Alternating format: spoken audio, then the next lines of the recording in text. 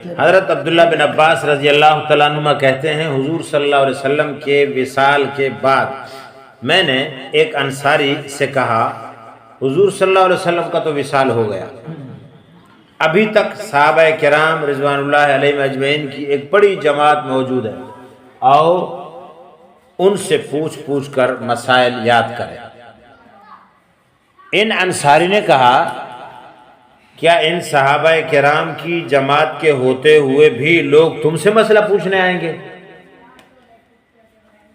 صحابہ کرام کی بہت بڑی جماعت موجود ہے،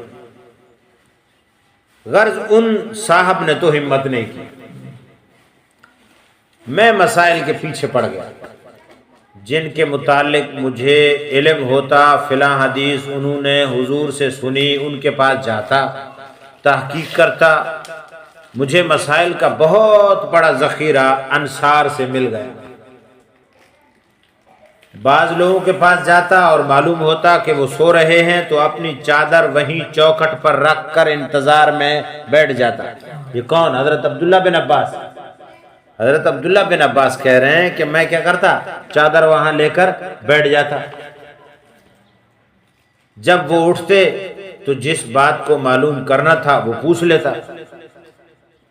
وہ حضرات مجھے کہتے بھی تھے کہ تم حضور صلی اللہ علیہ وسلم کے چچا زاد بھائی ہو کر کیوں تکلیف کرتے ہو، ہمیں بلا لیا ہوتا۔ مگر میں کہتا میں علم حاصل کرنے والا ہوں، اس لیے میں ہی حاضر ہونے کا زیادہ مستحق ہوں، اس لیے حاضر ہو جاتا ہوں۔ بعض حضرات پوچھتے کہ تم کب سے یہاں بیٹھے ہو، میں کہتا بہت دیر سے۔ وہ کہتے تم نے اچھا نہیں کیا، مجھے اطلاع کر دیتے۔ میں کہتا میرا دل نہ چاہا کہ تم میری وجہ سے اپنی ضرورت سے فارغ ہونے سے پہلے آؤ، حتیٰ کہ ایک وقت میں یہ بھی نوبت آئی کہ لوگ علم حاصل کرنے کے واسطے میرے پاس جمع ہونے لگے۔ ایک وقت آیا پھر کہ لوگ میرے پاس جمع ہونے لگے، تب ان انصاری صحابی کو بھی افسوس ہوا اور وہ کہنے لگے یہ لڑکا ہم سے زیادہ ہوشیار تھا۔ یہی چیز تھی جس نے حضرت عبداللہ بن عباس رضی اللہ تعالیٰ عنہما کو اپنے وقت میں حبر الامہ اور بحر العلم کا لقب دلوایا۔ جب ان کا وصال ہوا تو طائف میں تھے۔ حضرت علی رضی اللہ تعالیٰ عنہ کے صاحبزادہ حضرت محمد رحمت رضی اللہ تعالیٰ عنہ نے جنازے کی نماز پڑھائی اور فرمایا اس امت کا امام ربانی آج رخصت ہو گیا۔ حضرت عبداللہ بن عمر رضی اللہ تعالیٰ عنہ کہتے ہیں ابن عباس رضی اللہ تعالیٰ عنہ آیتوں کے شان نزول جاننے میں سب سے ممتاز تھے۔ حضرت عمر رضی اللہ تعالیٰ عنہ ان کو علماء کی ممتاز صف میں جگہ دیتے تھے۔ یہ سب اسی جان فشانی کا ثمرہ تھا، ورنہ اگر یہ صاحبزادگی کے ذام میں رہتے کہ میں تو بھی نبی پاک صلی اللہ علیہ وسلم کے چچا کا بیٹا ہوں، میں تو بڑے اونچے جگہ کا آدمی ہوں، میرا نسب تو اونچا ہے، وہ اگر اسی صاحبزادگی کے اس پر گھمنڈ میں بیٹھے رہتے تو یہ مرتبہ کیسے حاصل ہوتا؟ خود آقا انعامدار صلی اللہ علیہ وسلم کا ارشاد ہے جس سے علم حاصل کرو اس کے ساتھ تواضع سے پیش آؤ۔ بخاری میں مجاہد رحمۃ اللہ علیہ سے نقل کیا کہ جو شخص پڑھنے میں حیا کرے یا تکبر کرے وہ علم حاصل نہیں کر سکتا۔ حضرت علی رضی اللہ تعالیٰ عنہ کا ارشاد ہے جس شخص نے مجھ کو ایک حرف بھی پڑھا دیا میں اس کا غلام ہوں، خواہ وہ مجھے آزاد کر دے خواہ مجھے بیچ دے۔ حضرت یحییٰ بن کثیر رحمۃ اللہ علیہ کہتے ہیں علم تن پروری کے ساتھ حاصل نہیں ہوتا، علم تن پروری کے ساتھ حاصل نہیں ہوتا۔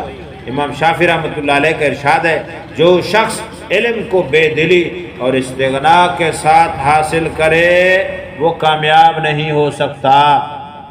ہاں جو شخص خاکساری اور تنگ دستی کے ساتھ حاصل کرنا چاہے وہ کامیاب ہو سکتا ہے۔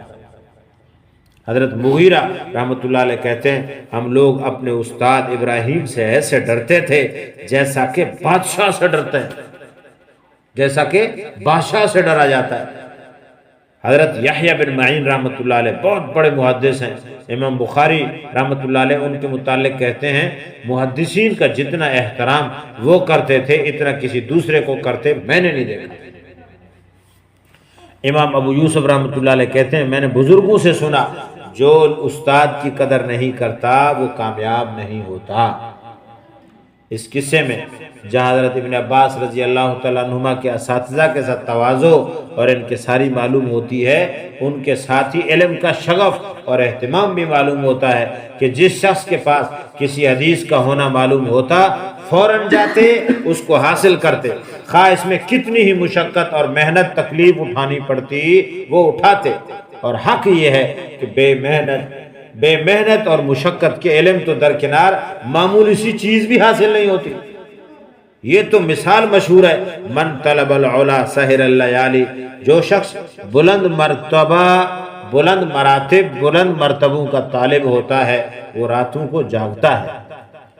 حارث بن یزید رضی اللہ تعالیٰ عنہ، ابن شوبرما رضی اللہ تعالیٰ عنہ، حضرت قینقاع رضی اللہ، حضرت قعقاع رضی اللہ تعالیٰ عنہ، حضرت مغیرہ رضی اللہ تعالیٰ عنہ، چاروں حضرات عشاء کی نماز کے بعد علمی بحث شروع کرتے، صبح کی آذان تک ایک بھی جگہ سے نہ اٹھتا، ساری رات علمی بحث میں لگا دیتے۔ لیث رضی اللہ تعالیٰ عنہ بن سعد کہتے ہیں امام زہری رضی اللہ رحمۃ اللہ علیہ عشاء کی نماز کے بعد باوضو بیٹھ کر حدیث کا سلسلہ شروع فرماتے تو صبح ہو جاتی تھی۔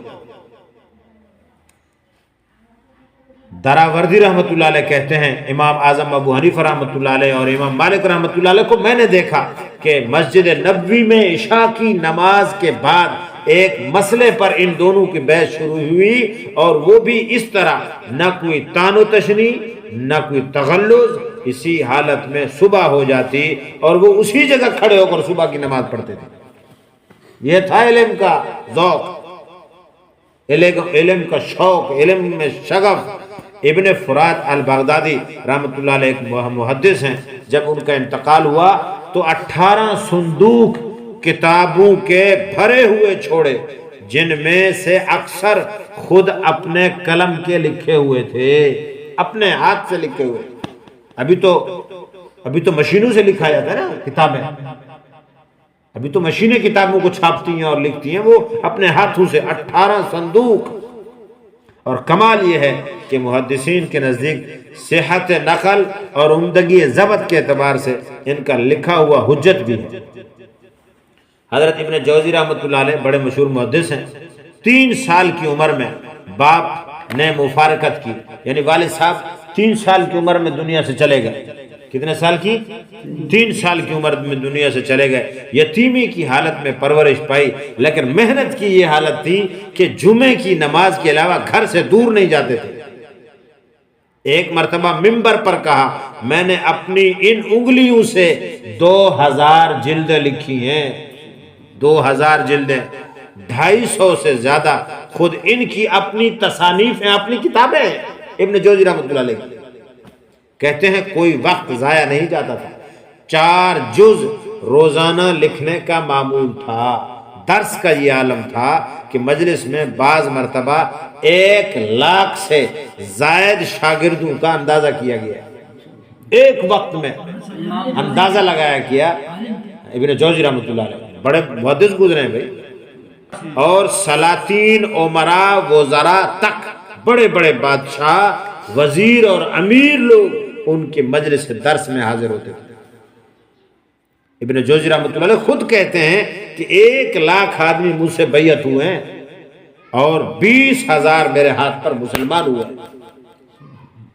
اس وقت کے باوجود، ان سب کے باوجود شیعوں کا زور تھا، اس وجہ سے تکلیفیں بھی ان کو اٹھانے پڑی۔ احادیث لکھنے کے وقت میں جو قلم ہوتے تھے نا اس زمانے میں، قلم خود تراش کے بنائے جاتے تھے، قلموں کے تراشے جمع کرتے رہتے تھے۔ مرتے وقت وصیت کی تھی میرے غسل کے لیے جو پانی گرم کیا جائے گا وہ انہی تراشوں سے گرم کیا جائے۔